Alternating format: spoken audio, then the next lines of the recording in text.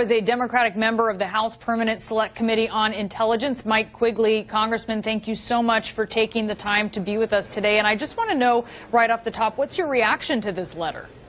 Yeah, it's extraordinarily unfortunate.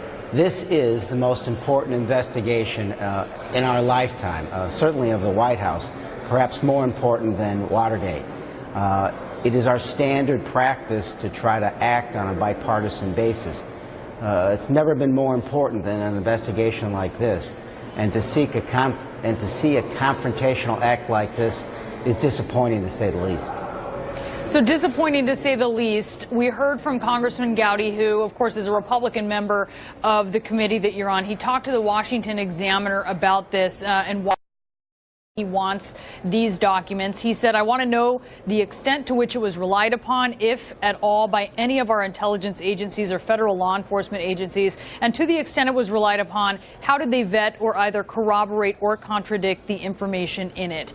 Is that your perception of what Congressman Nunes is seeking here? Is that the reason that you understand he's looking for this information?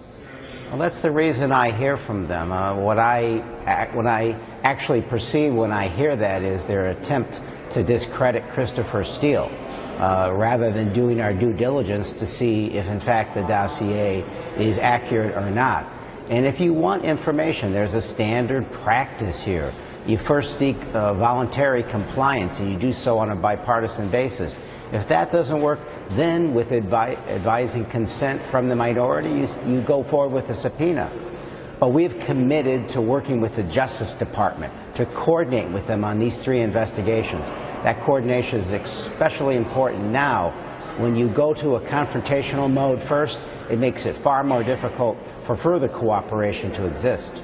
Is it fair, though, for Congress, or in this case Republicans, obviously, since they don't have Democratic support in this, to look into Christopher Steele and this dossier? Some of the things in it are, as far as we can tell, unfounded. Many of them are controversial. Is it fair to look into that and to see if the FBI relied heavily on this or looked into this? What would the problem be with looking into these allegations?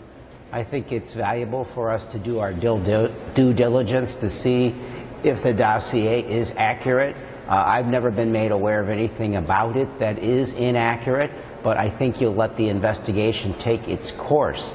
To jump in now, again, on a confrontational tact makes absolutely no sense. I think our commitment was to work with the Mueller investigation and to provide assistance when we can, not accuse them of things as my Republican colleagues are at this point. Do you generally feel like Republicans are cooperating with special counsel? Look, I think we had a good situation set up with Mr. Schiff and Mr. Conaway working on our side with the Justice Department, with Mr. Mueller. I thought we had an understanding that we were going to coordinate, and I applaud their work. This is a tack in the opposite direction. It's not going to help any of the investigations.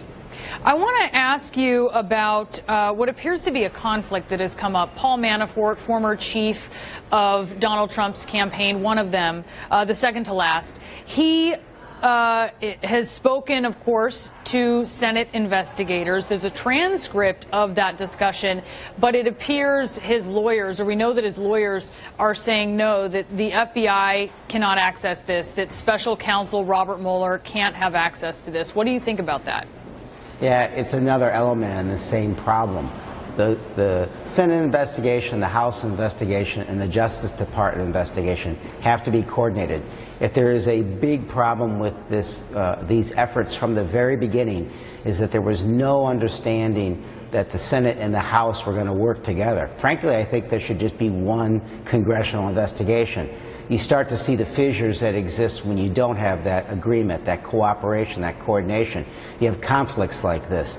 Again, we have to understand that the single purpose of this is far more important than the egos or the conflicts that might exist between branches of government and the House and the Senate. The former National Security Advisor Susan Rice testified before your committee today. I know some of it you certainly can't tell us what she said, but coming out of that, what were your, I guess, impressions about what she said? Were new questions raised? Were your answers, or were your questions answered? Yeah, I can't talk about what she talked about. I can say that she's an important witness, and I thought she did an excellent job. She's only one of a long series of witnesses that we have to question. Did you learn anything new, though? Was there anything that surprised you or anything that shed light on something you weren't previously aware of?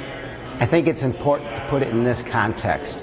I think the majority is attempting to use the issues of masking and unmasking as an attempt to deflect from the core purpose of this investigation.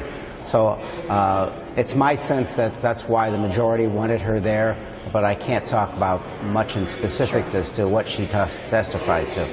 Yeah, we do understand that. All right, Congressman Mike Quigley of the Intel Committee on the House side.